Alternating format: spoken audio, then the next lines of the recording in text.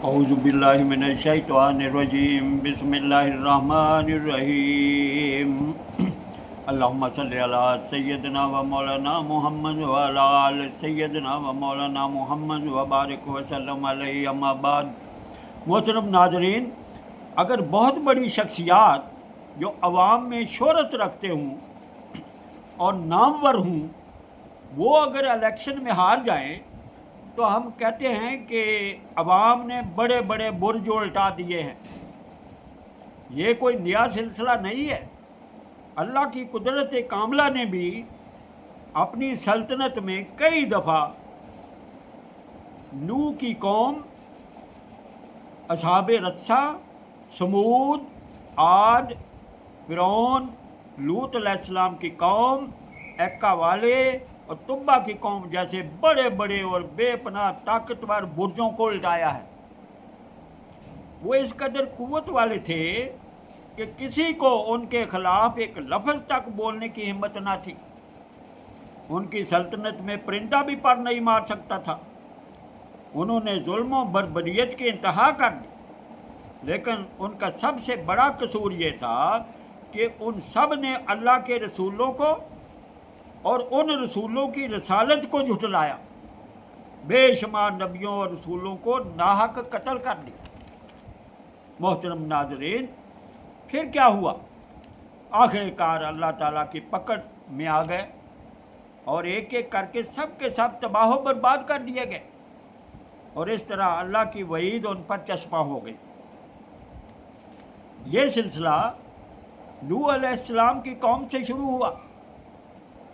حضرت نوح علیہ السلام اپنی قوم میں تقریباً 900 سال تک وعظ و تبلیغ کرتے رہے، مگر چند افراد ہی ان پر ایمان لائے۔ چنانچہ وہ یہ بد دعا دینے پر مجبور ہو گئے۔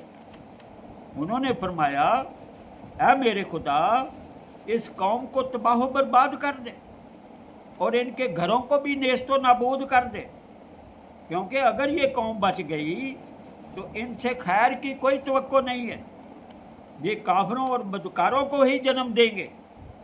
چنانچہ حضرت نوح علیہ السلام کی اپنی بنائی ہوئی کشتی میں حضرت نوح کو، ان کے گھر والوں کو اور ایماندار لوگوں سمیت باقی لوگوں کو بچا لیا گیا، اور حضرت نوح کے بیٹے سمیت باقی تمام لوگوں کو پانی کے طوفان میں ڈبو کر ہلاک کر دیا گیا، کیونکہ ان کا بیٹا جو ہے حضرت نوح علیہ السلام کا بیٹا وہ بھی نافرمان تھا، اس لیے ڈوبنے والے لوگوں کے ساتھ وہ بھی شامل تھا۔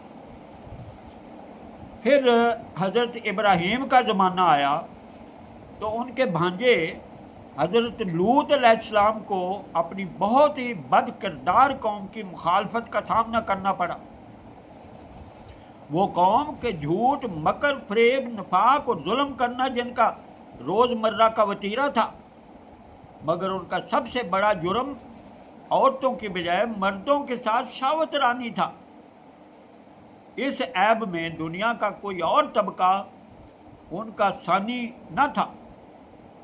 اس مقصد کے لیے انہوں نے گروپ بنا رکھے تھے۔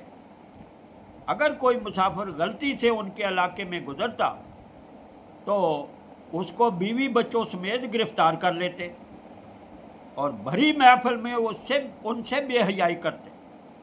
آخر کار اللہ کی پکڑ میں آ گئے، اور ایک رات اللہ کے حکم پر جبرائیل علیہ السلام نے ان کی بستی سدوم کو تحت ثرا سے اٹھایا، آسمان کی بلندیوں میں لے جا کر اس کو الٹا کر کے واپس زمین پر پھینک دیا، اور ساتھ ہی ان پر کھنگر جیسے پتھروں کی بارش بھی برسا دی۔ اس طرح وہ ساری قوم جو ہے وہ ہلاک ہو گئی۔ ہلاک ہونے والوں میں حضرت لوط علیہ السلام کی زوجہ بھی شامل تھی، کیونکہ وہ بھی منکرین میں شامل تھی، وہ بھی ایمان نہیں لائی تھی۔ حضرات محترم، اسی طرح समूद, आद, ऐक्का वाले और तुब्बा की कौम भी अजाब से न बच सके। हज़रत सालेह अलैहिस्सलाम की कौम ने तो अपने नबी से अजीबो गरीब मौजज़ा मांगा। उन्होंने कहा, हम आप पर तब ईमान लाएंगे अगर हमारे सामने वाला पहाड़ फट जाए, उसमें से एक ऊँटनी बरामद हो जो उसी वक्त एक बच्चे को जन्म दे। चुनाचे नबी की दुआ से ऐसा ही हुआ, मगर वो लोग फिर भी ईमान न लाए, बल्कि उनके एक आदमी ने साफ तंबीह के बावजूद उस ऊँटनी की टांगें काट दी और इस तरह अज़ाब इलाही को दावत दे दी। एक नहायत ही तेज़ो तुंद आवाज़ ने उनको पकड़ लिया, जिससे सबके जिगर फट गए और वो हलाक हो गए। नाज़रीन, हज़रत मूसा अलैहिस्सलाम को फ़िरौन और उसके नहायत ताकतवर वज़ीरों कारून और हमान की तरफ भेजा गया, और हज़रत मूसा अलैहिस्सलाम को 2 अज़ीम शान मोजज़े भी अता किए गए, मगर फ़िरौन, उसके वज़ीर और पूरी कौम इस कदर मुतकब्बर और लानती हो चुकी थी कि वो साफ और रोशन मोजज़े देखने के बावजूद ईमान न लाई और फ़िरौन को ही अपना खुदा बना बैठी।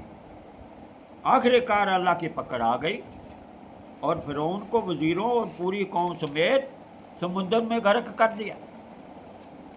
मोहतरम नाज़रीन व सामईन, मौजूदा दौर में भी इस किस्म के मुतकब्बर और जालिम गिरोह अमेरिका, बरतानिया, इसराइल, फ्रांस और जर्मनी की शक्ल में मौजूद हैं।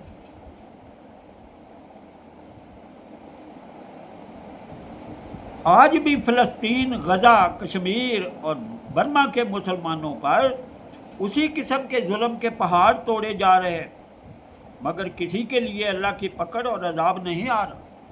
इसकी क्या वजह है?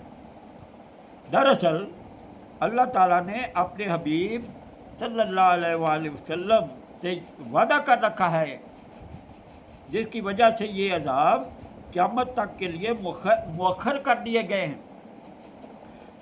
सूरत अनफाल आयत नंबर 33 में रब ताला फरमाते हैं, मा कान अल्लाहु लियुअज़्ज़िबहुम व अंत फ़ीहिम, जिसका तर्जुमा ये है कि अल्लाह उन पर अजाब करने वाला ना था जबकि आप ए नबी उनके दरमियान मौजूद थे। नाज़रीन मोहतरम, हमारे नबी करीम सल्लल्लाहु अलैहि वसल्लम चूँकि रहमतुल लिल आलमीन हैं, इसलिए जब तक उनकी ज़ात मुबारका किसी भी शक्ल में इस दुनिया में मौजूद है, उसकी बरकत से किसी भी कौम पर इस तरह का हौलनाक अज़ाब नहीं आएगा जिससे सारी कौम मुकम्मल तौर पर मिलिया मेट हो जाए। हाँ, छोटे छोटे अज़ाब जो हैं, इनका आना जो है ये नामुमकिन नहीं है। वमा अलैना इल्लल बलाग। अल्लाहुम्मा सल्ली अला सय्यदना व मौलाना मुहम्मद व अला आल सय्यदना व मौलाना मुहम्मद व बारिक व सल्लम अलैहि।